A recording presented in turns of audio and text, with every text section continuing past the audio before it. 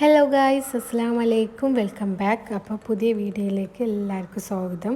അപ്പോൾ ഇന്ന് ഞാൻ ഉണ്ടാക്കാൻ പോകുന്നത് റവ പത്തിരിയാണ്. നല്ല അടിപൊളി ടേസ്റ്റുള്ളൊരു പത്തിരിയാണ് കേട്ടോ ഇത്. അപ്പോൾ എല്ലാവരും മസ്റ്റായിട്ട് ട്രൈ ചെയ്ത് നോക്കുക, ഫീഡ്ബാക്ക് അറിയിക്കുക, കമൻറ്റ് ചെയ്യുക, ലൈക്ക് ചെയ്യാനും ഷെയർ ചെയ്യാനൊന്നും മറക്കരുത്. അതേപോലെ നിങ്ങൾ ലൈക്ക് ചെയ്യുന്നതിനനുസരിച്ചാണ് നമ്മളെ വീഡിയോസ് കൂടുതൽ ആളുകളിലേക്ക് എത്തുകയുള്ളൂ. അതുകൊണ്ട് എല്ലാവരും ലൈക്ക് ചെയ്യാൻ മറക്കരുത് കേട്ടോ. അപ്പോൾ ഞാനിതാ ഫസ്റ്റായിട്ട് ഇതിലേക്ക് വെള്ളം ചൂടാക്കി എടുക്കുകയാണ്. ഇതിപ്പോൾ ഞാനൊരു 1/2 കപ്പ് വെള്ളമാണ് കേട്ടോ ചൂടാക്കി എടുക്കുന്നത്. ഇത് 1.5 കപ്പ് റവയിലേക്ക് 1/2 കപ്പ് വെള്ളം എന്ന രീതിയിലാണ് ഇപ്പോൾ ഞാൻ ചൂടാക്കാൻ വെച്ചിട്ടുള്ളത്. നന്നായി തിളച്ച് വന്നതിന് ശേഷം ഇനി നമ്മൾ റവയിലേക്ക് ഒഴിച്ചു കൊടുക്കുക കേട്ടോ ചെയ്യണത്. അപ്പോൾ ഞാനിതാ 1.5 കപ്പ് അളവിൽ റവ എടുത്തിട്ടുണ്ട്.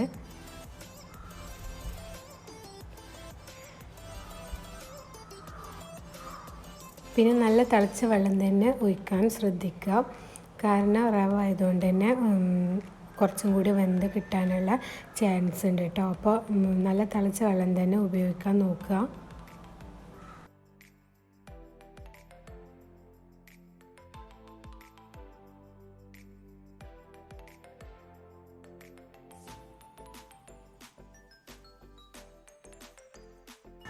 എന്നിട്ട് നമ്മൾ ഇതിലേക്ക് കുറച്ചീച്ച ഇങ്ങനെ ചേർത്തിട്ട് ഒന്ന് മിക്സാക്കി കൊടുക്കുക കേട്ടോ, ഇളക്കി കൊടുക്കുക. എന്നിട്ട് എല്ലായിടത്തും എത്തുന്ന രൂപത്തിലാക്കിയിട്ട് നമ്മൾ കുഴച്ചെടുക്കുകയാണ് ചെയ്യുന്നത്. അപ്പം ഇതിലേക്ക് ആവശ്യമുള്ള ഉപ്പും കൂടി ചേർത്ത് കൊടുത്തിട്ടുണ്ട്. ഒരു 1/2 ടീസ്പൂണോളം ഉപ്പ് ചേർത്തിട്ടുണ്ട്. ഇനി നമുക്ക് ചുടുവെള്ളം കുറച്ചീച്ച ഇതിലേക്ക് ചേർത്തിട്ട് നന്നായിട്ടൊന്ന് കുഴച്ചെടുക്കുക കേട്ടോ. പിന്നെ കുഴച്ചെടുക്കുമ്പോൾ ഇതിൽ നല്ല ലൂസായിട്ടും നല്ല തിക്കായിട്ടും അല്ല, ഒരു നോർമൽ രീതിയിൽ ആയി കിട്ടണം കേട്ടോ. നല്ല തിക്കായിട്ട് നിൽക്കരുത്. കുറച്ച് നമുക്ക് പരത്തിയെടുക്കാൻ പറ്റുന്ന രീതിയിൽ സോഫ്റ്റായിട്ട് വേണം ഇതാക്കിയെടുക്കാൻ. ആ പരുവത്തിലെത്തുമ്പോൾ നമ്മൾ വെള്ളം ഒഴിക്കൽ നിർത്തി കൊടുക്കുക. പിന്നെ വെള്ളം അഥവാ ഏറിക്കഴിഞ്ഞാൽ തന്നെ ഇതിലേക്ക് മൈദപ്പൊടി ആഡ് ആക്കുക കേട്ടോ. മൈദപ്പൊടി 1 ടീസ്പൂണോളം ഒന്ന് ചേർത്ത് കൊടുത്തിട്ട് ഒന്നും കൂടി ഒന്ന് മിക്സാക്കി കൊടുക്കുക. അപ്പോൾ ഒരു നല്ല ലൂസാവാത്തൊരു നോർമൽ ലൂസിലുള്ള ഒരു കൺസിസ്റ്റൻസി ആവുമ്പോൾ നമ്മൾ വെള്ളം ചേർക്കുന്നത് നിർത്തി കൊടുക്കുക. എന്നിട്ടൊന്ന് കുഴച്ചെടുക്കുക. അതേപോലെ ഒന്ന് നമ്മൾ ഇടയ്ക്കൊന്ന് ആക്കി വെക്കുക. അപ്പോൾ എങ്ങനെ ആവുന്നത് നോക്കുന്നതിനനുസരിച്ച് നമ്മൾ ഇത് വെള്ളം ഒഴിക്കുന്നത് സ്റ്റോപ്പാക്കുക. അപ്പോൾ ഞാനിത് കുറച്ചും കൂടി ചേർത്ത് കൊടുക്കുന്നുണ്ട്, കാരണം ഒന്നും കൂടി ലൂസാവാനുണ്ട്.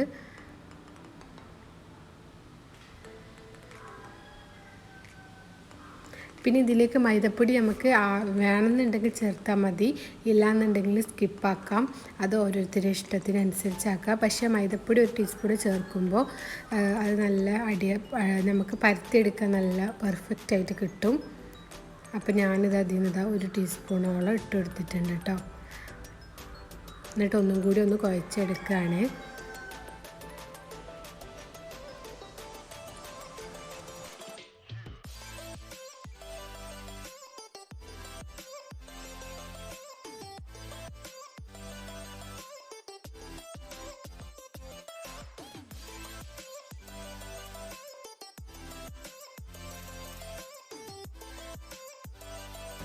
ഇനി ഇതിലേക്ക് നമ്മൾ മെയിനായിട്ട് ചേർക്കുന്നത് തേങ്ങയാണ് കേട്ടോ. തേങ്ങ ചിരകിയത് ഒരു 1/2 കപ്പ് ഇതിലേക്ക് ചേർക്കുന്നുണ്ട്.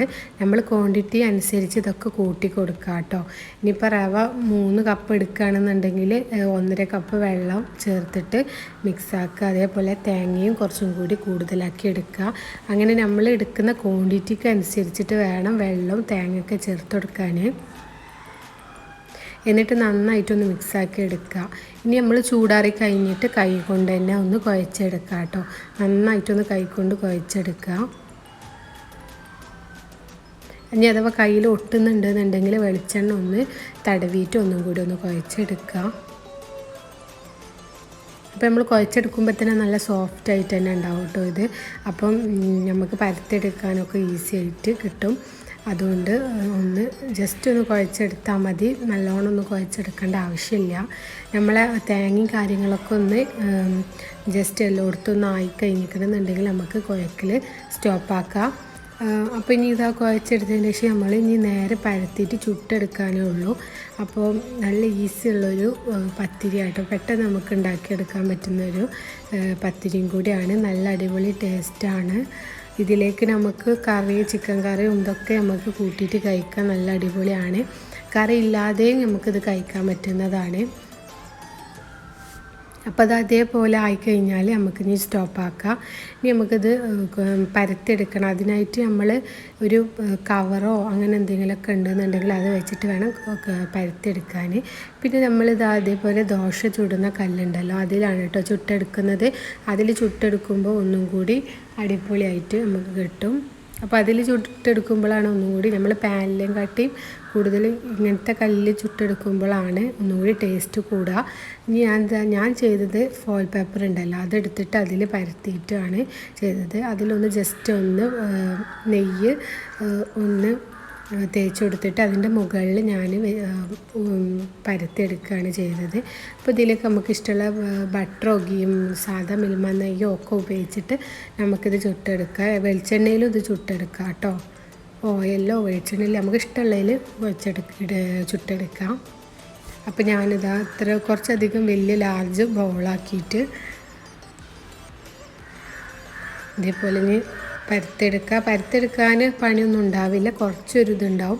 കാരണം കുറച്ച് ലൂസായിട്ടാണ് നിൽക്കുക, അപ്പോൾ പൊട്ടിപ്പോരാനുള്ള ചാൻസ് ഉണ്ട്.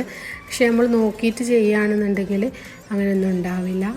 അപ്പോൾ ഇതേപോലെ ഒന്ന് ആക്കിയെടുക്കുക. എന്നിട്ട് നമ്മൾ ചട്ടിയിൽ നെയ്യ് തൂകിയിട്ട് അതിലേക്ക് ഇട്ടിട്ട് ചുട്ടെടുക്കുക കേട്ടോ ചെയ്യുന്നത്. അങ്ങനെ നമുക്കിനി ഓരോ പത്തിരി അങ്ങനെ ചുട്ടെടുക്കുക. അത് അതേപോലെ ആക്കിയിട്ട് ഇതേപോലെ ചുട്ടെടുക്കുക കേട്ടോ.